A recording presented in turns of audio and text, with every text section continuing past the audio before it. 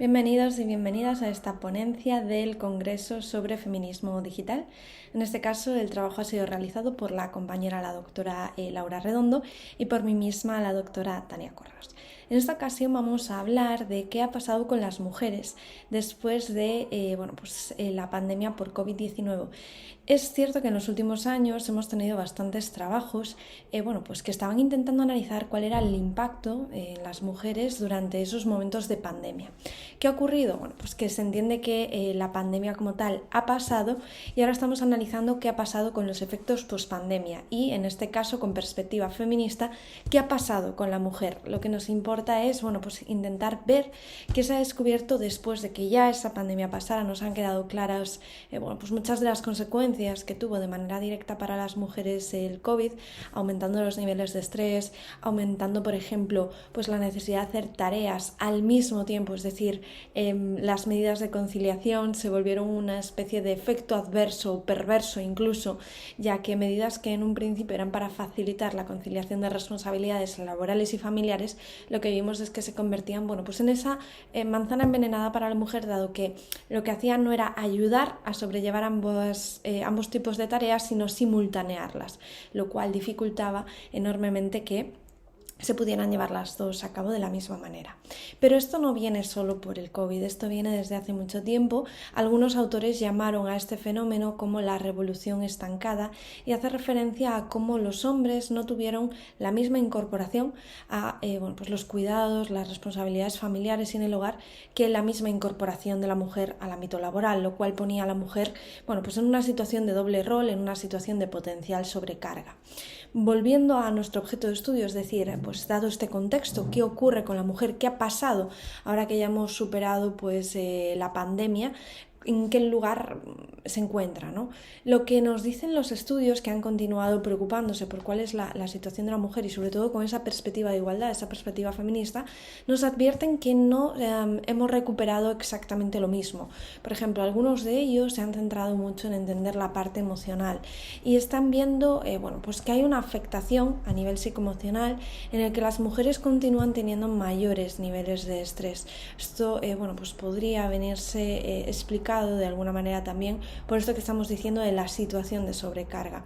Situación de sobrecarga que otros estudios a su vez han dicho que no ha desaparecido después de la pandemia, es decir, estamos viendo como los hombres sí que han ido poco a poco recuperando esa situación similar, ¿no? Esas condiciones sociolaborales anteriores al COVID, mientras que la mujer, una vez que ha pasado el COVID, parece que no vuelve a ese punto de partida, parece que hay dificultades para recuperar la misma situación. ¿Esto a qué se suma? Se suma a que si ya muchas mujeres estaban en una situación de precariedad laboral antes del COVID, pensemos que muchos de esos empleos precarios, de esos empleos no remunerados, con la llegada del COVID empeoraron las condiciones. Muchas mujeres directamente se quedaron sin trabajo y, dicho lo anterior, cuando pasó el COVID no ha habido esa empleabilidad en la mujer como se ha visto en el hombre, y a nivel de condiciones laborales parece ser que tampoco se ha recuperado el mismo nivel. Es decir, si tuviéramos una línea recta veríamos que el COVID ha afectado negativamente más o menos a todo el mundo, pero que esa recuperada, esa subida, los hombres ya van bastante avanzados, mientras que la mujer parece que cuesta un poquito más. Es cierto que el COVID tuvo cosas que potenciaron un poquito, que agilizaron ciertos procesos, como por ejemplo la transformación digital que ya veníamos haciendo en los últimos años, se aceleró con la llegada del COVID porque necesitábamos rápidamente contar con medios telemáticos. Esto vino bien a muchas mujeres que vieron que esa flexibilidad, esa digitalización realmente era en un principio una ayuda, pero recordemos ese efecto adverso que en ocasiones ha generado lo contrario. Además del propio COVID, del propio efecto directo, ha dejado una situación de, algunos le llaman desaceleración económica, estanflación. El caso es que de una o de otra manera lo que tenemos claro es que hay un empeoramiento, hay una subida del nivel del coste de la calidad de vida, ¿no? Afecta tanto a la calidad como al coste de la vida diaria. y pues esto afecta más a mujeres y niños que a hombres, como suele pasar con los factores de riesgo de pobreza. Lo que estamos viendo, como decíamos, mujeres en situaciones precarias, mujeres con problemas de recuperación de la empleabilidad, le aumentamos coste en el ritmo de vida, pues los estudios apuntan a que parece que están en una situación de potencial riesgo. Además, pues encontramos otras cuestiones, ¿no? Como un efecto acumulativo. Nos advierten que hay un riesgo, es decir, no solo que haya pasado el COVID y haya unos efectos, sino que parece que estos efectos todavía van a continuar apareciendo en los siguientes años. Los autores nos plantean muchas veces pues una especie de efecto aditivo, ¿no? Que van a seguir apareciendo factores y que lejos de ir, digamos, pues ese ascenso que hemos visto antes bajando, que se va a ir acumulando. No los vamos a ir superando. Parece que va a haber todavía un efecto acumulativo. Veremos qué ocurre, veremos cómo se va solventando. En este sentido, incluso la Organización Internacional del Trabajo advierte, ¿no? Que parece que pues esa igualdad hacia la que nos veníamos aproximando en los últimos años se ha visto desacelerada porque con ese impasse que podríamos decir, pues ha habido una situación de pandemia, lógicamente no podíamos continuar con las mismas condiciones, pero nos están advirtiendo de que ya ha pasado la pandemia, parece que una parte de la población está recuperándose, pero otra no. ¿Y quiénes? Las mujeres. Y esto, pues obviamente compromete la situación de igualdad que veníamos consiguiendo en los últimos años. Para ir concluyendo y finalizando, obviamente, como en cualquier estudio científico hay contextos y lo que hablamos son de tendencias generales, ¿no?